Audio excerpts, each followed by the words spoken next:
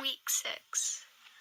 My warm-up for week 6 consists of firstly skipping at a really high intensity for 1 minute, so 80 to 90% of their maximum heart rate. So their RPE should be at 8 or above.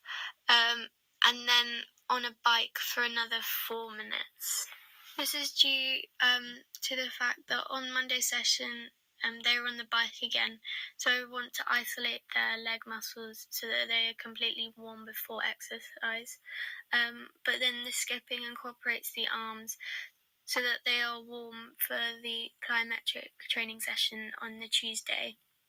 The high intensity warm up to begin with aids my client as it not only increases the oxygenated blood that circulates the body so that the oxygen is ready for the muscles to contract during exercise, but it also reduces the effects of the anaerobic energy system, because you would have used the system in the warm-up so that this energy system doesn't cause any problems during your aerobic training, so that you can use the aerobic glycolysis energy system first to aid the training session, because then you have oxygen in order for the working muscles to then contract for the duration of the training session.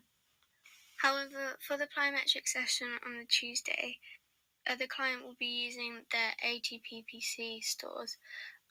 So the warm-up is purely for the muscles to get warm so that they don't tear during the training session. I'd like my client to do 7 reps of each exercise on each leg and arm. I'd like my client to do gastrocnemius stretches as they are on the bike, so purely focusing on their leg muscles. So with the gastrocnemius stretch, it is putting one foot in front of the other and then maybe leaning against the wall so you create that deep stretch in your calf. Also, I'd like them to do hamstring stretches, so they lift their foot towards them and sweep with their arms and should create a stretch down the back of their leg. And also I'd like them to do quadricep stretches, so walking lunges. In addition, I'd like them to do arm stretches as well due to the plyometric training session on the Tuesday.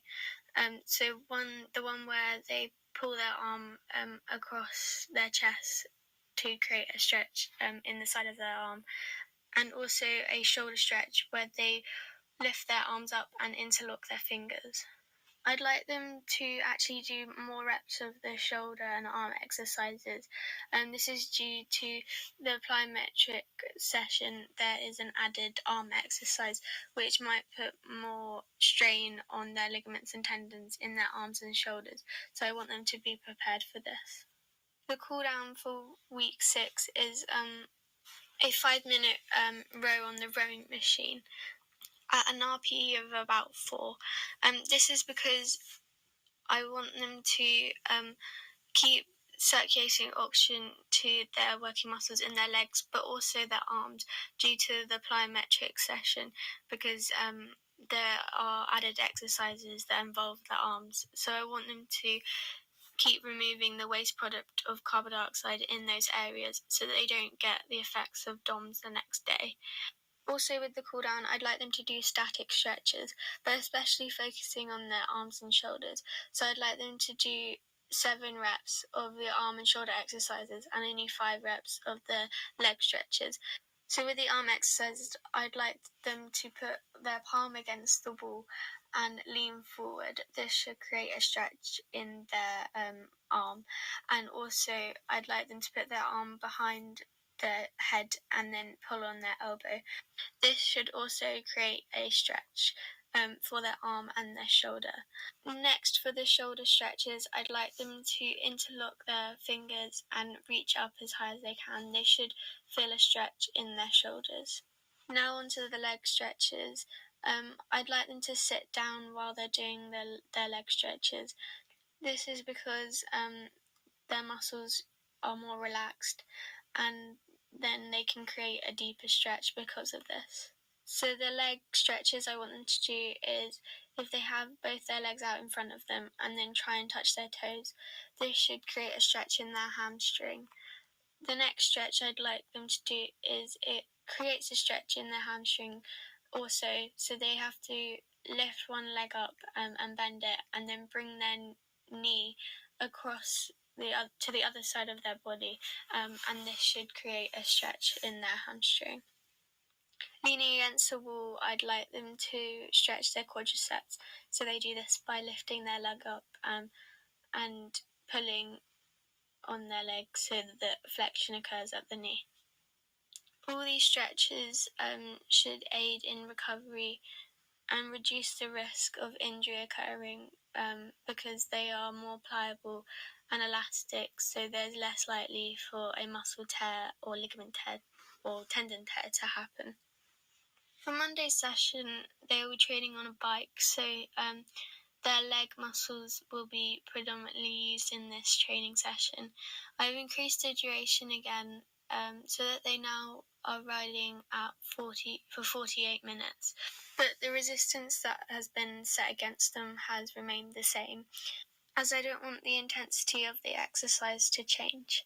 Because they are working aerobically, their VO2 max will continue to increase. Also, by isolating their leg muscles during this training session, this means that their slow oxidative glycolytic muscle fibers will increase in thickness, which will increase the power in the leg muscles due to the fact that they increase in strength.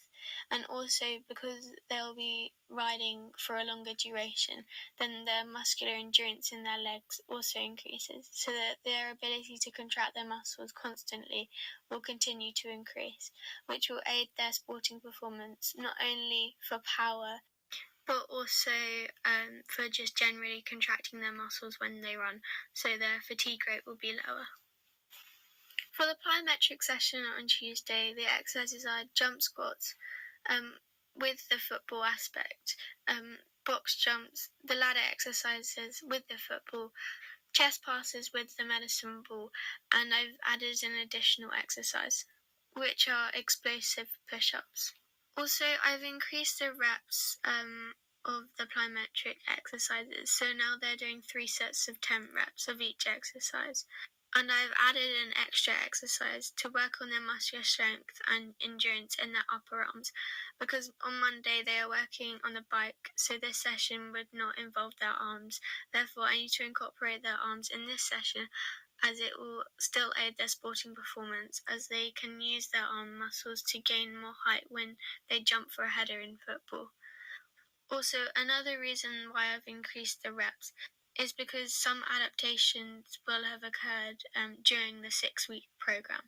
And as it's the last week, I feel that my client would be more tolerant to the lactate buildup that the energy systems give off. So therefore, he'll be able to sustain the same intensity, but with a higher amount of reps, which will benefit his sporting performance, as this will continue to increase the muscular strength within his muscles. For the flexibility session, I have changed some exercises to fit with the plyometric session. I have added a more developed quadricep that involves putting the resistance band on your foot, but laying on your stomach and then lifting your leg up and pulling the resistance band over your head. This should cause a deeper stretch in your quadricep, which will help you perform the exercises of jump squats and box jumps. Also, I've still kept the shoulder and arm exercises because of the explosive push-ups and the chest passes with the medicine ball. So the arm exercises are still the same against the wall instead of using the resistance band. So placing their palm against the wall and then leaning forward to stretch the arm. The reps have increased during this flexibility session to 14 instead of 12. I followed progressive overload so that they don't get injured. However, it still puts resistance and impact on the ligaments, tendons and muscles, so that they stretch further and more frequently so that injury doesn't occur, and they are more pliable during exercise. Because this week has been the most demanding out of all the weeks, I have removed the speed session on Thursday and replaced it with the fitness testing, as I need to see where they have improved. So I will do this on this day instead of doing the speed session, because I want them to be match fit and ready for their Saturday game.